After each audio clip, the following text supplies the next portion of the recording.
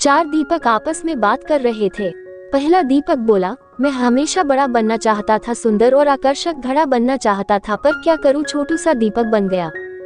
दूसरा दीपक बोला, मैं भी अच्छी भव्य मूर्ति बनकर किसी अमीर आदमी के घर की शोभा बढ़ाना चाहता था, पर क्या करूं, कुम्हार ने मुझे एक छोटा सा दीपक बना दिया। तीसरा दीपक बोला, मुझे बचपन से ही पैसों से प्यार है, काश मैं गुल्लक बनता तो हमेशा पैसों से भरा रहता, पर मेरी किस्मत में ही दीपक बनना लिखा होगा। चौथा दीपक खामोश रहकर उनकी बातें सुन रहा था।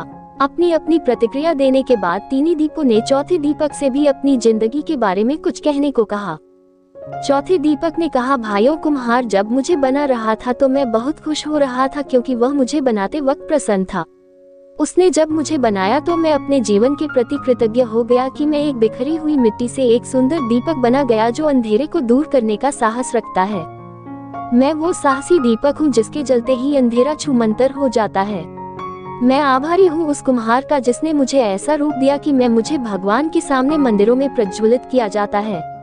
मेरी रोशनी में पढ़कर ना जाने कितने होनहार बच्चे आज बड़े बड़े ऑफिसर बन गए हैं और देश की सेवा कर रहे हैं।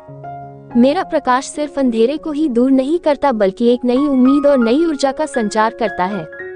चौथे दीपक की बातें सुनकर अन्य तीनों दीपों को भी अपने जीवन का महत्व समझ में आ गया। दोस्तों, अक्सर हम इंसान जो मिलता है या जो हम हैं उससे संतुष्ट नहीं होते और उन तीन दीपकों की तरह अपने कुम्हार यानी ईश्वर से शिकायत करते रहते हैं। लेकिन अगर हम ध्यान से देखें तो हमारा जीवन अपने आप में बहुत महत्वपूर्ण है और हम जो है उसी रूप में इस जीवन को सार्थक बना सकते हैं। इसलिए चौथे दीपक की तरह हमें भी जो है उसमें संतुष्ट होकर अपना सर्वश्रेष्ठ जीवन जीने का प्रयास करना चाहिए।